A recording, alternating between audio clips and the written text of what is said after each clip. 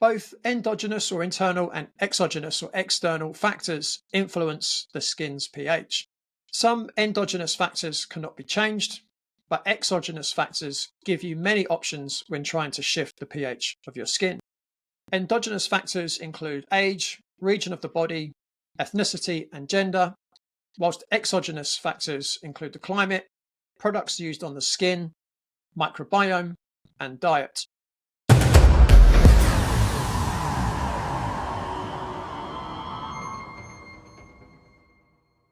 Welcome to this episode of the Adult Acne Podcast. And in this episode, I'll be discussing the importance of your skin's pH with regards to acne and ultimately minimize your chances of succumbing to acne. This was originally recorded on my other podcast, The Radical Health Rebel, which covers subjects such as skin health, gut health, and persistent pain. I hope you enjoy this discussion on the skin's pH. So I'm going to start by talking about the skin's pH. And before I delve in to talk about that, I thought it best to define what pH is, just so that we're on the same page. In chemistry, pH historically denotes the potential of hydrogen, and it's a scale used to specify the acidity or basicity of an aqueous solution. Acidic solutions, which are solutions with higher concentrations of hydrogen ions, are measured to have lower pH levels than basic or alkaline solutions. So now that we've cleared that up, let us begin. So our skin helps us protect the inside of our bodies from the external environment and preserve the loss of water from our internal environments. Our skin creates a protective barrier against bacteria, viruses, and other contaminants, and produces an acid mantle on the outermost layer of the skin, the stratum corneum. The stratum corneum is comprised of several substances such as corneocytes, lipids such as ceramides, fatty acids, and cholesterol, all of which form a multi-layer barrier. While the pH of healthy skin ranges from around 4 to 6, which is slightly acidic, inflamed and diseased skin tends to exhibit an increased pH, so it's alkaline. Changes in skin pH play a role in the pathogenesis of wrinkles and skin diseases, so it's important to pay attention to our skin's pH if we wish to overcome acne. The human body has pH levels ranging from 1 to 8, 1 being the most acidic, 7 being neutral, and 14 being the most alkaline. The following are some examples of average pH levels in the body. So stomach acid is 1 to 1.5, the stratum corneum is 4 to 6, the blood 7.35 to 7.45, and the urine 6.5 to 8. The skin's pH is maintained by metabolic and cellular processes that regulate protons, including a sodium-hydrogen exchanger, free fatty acids made from phospholipids, free amino acids created by filaggrin degradation, and epidermal lactate produced by lactate dehydrogenase. This means that the skin's pH is maintained by several processes involving protons in the cells, minerals, fats and amino acids from skin cells, and enzymes on the skin surface. A range of enzymes are crucial in maintaining a low pH, including lipases, glycoside hydrolases, and sphingomyelinases. However, when skin pH increases, these enzymes are not fully activated. Instead, enzymes involved in the degradation of the stratum corneum are enhanced, leading to a breakdown in skin barrier integrity. The acidic pH of skin plays several important roles, including creating a physical barrier, preventing overcolonization of bacteria and yeasts, including Cutibacterium acnes, lipid synthesis and aggregation, so making and adding lipids or fats, epidermal desquamation, which is skin shedding, ceramide metabolism, so ceramides are a family of waxy lipids. Simon suffered from acne as a teenager and at the age of 21 began taking the antibiotic erythromycin, which didn't work, and so as a last resort, he took Accutane for 4 to 5 months. And whilst he had some good days on Accutane, he still had breakouts. Simon was constantly anxious whenever the inevitable would happen and his skin would break out. From the age of 23 to 25, Simon went back on erythromycin, and again, the results were disappointing. Simon came to see me at the age of 31 and immediately changed his diet, especially reducing foods that would spike his blood sugar. He also introduced some essential supplements, started drinking more water, and reduced his alcohol intake to almost zero.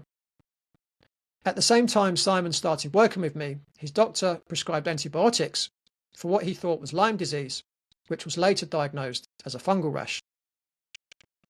Following the antibiotics, Simon started taking Saccharomyces boulardii to help rebalance his gut microbiome. A couple of months in, Simon reported that his skin was as good as it had been in a long time, and he has now experienced the longest spell without breakouts since he was a teenager. Simon is no longer anxious about experiencing breakouts because he knows that he is in control of how his skin looks via his lifestyle choices, which has been very liberating for him.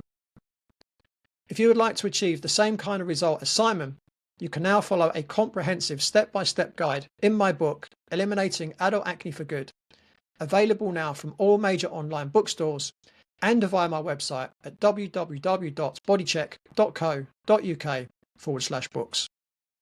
Both endogenous or internal and exogenous or external factors influence the skin's pH. Some endogenous factors cannot be changed, but exogenous factors give you many options when trying to shift the pH of your skin. Endogenous factors include age, region of the body, ethnicity, and gender, whilst exogenous factors include the climate, products used on the skin, microbiome, and diet. In the modern world, we use soaps and shampoos to clean our bodies of bacteria and unwanted smells. However, soaps and shampoos are generally alkaline, and their use causes an increase in our skin's pH. Washing with water can cause a rise in pH that will take 6 hours to normalize, and the use of alkaline soaps raises pH even higher. In one study, a topical lotion with 1% of sodium lauryl sulfate, or SLS, was added to the skin, as SLS is an irritant to the skin, to see the impact that pH would have on the ability to tolerate irritation. SLS impaired the skin barrier overall, but had the greatest impact on pH 8 skin, so slightly alkaline. Researchers suggest that acidic skin is better able to tolerate external irritants and stress than alkaline skin. A person's age has an impact on pH, with the first month of life, as well as the elderly, having a higher average pH than other ages. Aging skin is known to have a higher pH as well as a lower stratum corneum lipid content, and excessively dry skin is a common problem amongst the elderly. It's believed that a higher pH activates enzymes involved in barrier lipid degradation, such as ceramidase. Some studies have shown that men tend to have a slightly lower pH than women overall. Another study of 300 healthy males and females from age 20 to 74 showed that on average, men's pH was below 5 and women's pH was higher than 5. Sebum production in males is significantly higher than in women, and transepidermal water loss was lower in men than women of the same age, meaning their skin maintains more of the crucial moisture. Sebum levels in men are 20% greater on the forehead and 70% greater on the cheeks on average than that of women.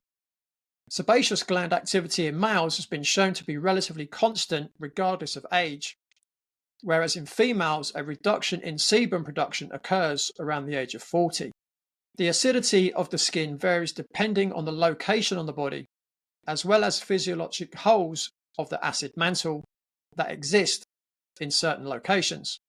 Areas like the armpit, groin, and below the breasts tend to have a higher pH compared to other locations. Odor-causing bacteria can thrive in these zones, so many deodorants contain citrates which reduce pH to make it inhospitable to these bacteria. Candida also thrives in this more alkaline environment, often appearing in intertriginous zones, which are the areas the skin might touch or rub, like the insides of elbows, the backs of the knees, and under the breasts. Different areas on the same part of the body can have different pH levels. In one study of the T-zone, which is the forehead, nose and chin, and the U-zone, which is both cheeks, it was found that the average pH of the T-zone was higher than the U-zone at 5.66 versus 5.53 respectively. Acne is a skin disease known to involve a disrupted skin barrier and increased pH. Researchers studied 200 patients with acne and 200 controls with healthy skin. Normal pH was defined as 4.5 to 5.5 for women and 4 to 5.5 for men. They found that 93% of the participants in the control group had an overwhelmingly normal pH, whereas 77% of those in the acne group were much more likely to have a higher than normal pH. Cutibacterium acnes is a skin commensal or friendly bacteria known to be associated with acne. This bacteria prefers a pH of 6 to 6.5 and has markedly reduced growth at a lower pH. One study revealed that the use of alkaline soap versus acidic products affected the number of outbreaks. The alkaline soap using group had an increase in the number of acne lesions, while the acidic group had a reduction. Reducing skin pH reduces the Th2 inflammatory response, and there is evidence that topical antibiotics such as erythromycin reduce the skin pH, which may help explain their short-term effectiveness. So as you can see, the skin pH plays a vital role in its overall health and in the role of acne. I hope you've enjoyed this episode on the skin's pH and acne. Don't forget to send me your acne questions and make sure to join me next time for more great information on how to eliminate your adult acne on the Adult Acne Podcast. And don't forget, make sure to like this video, comment below, subscribe to the channel, and thanks for watching.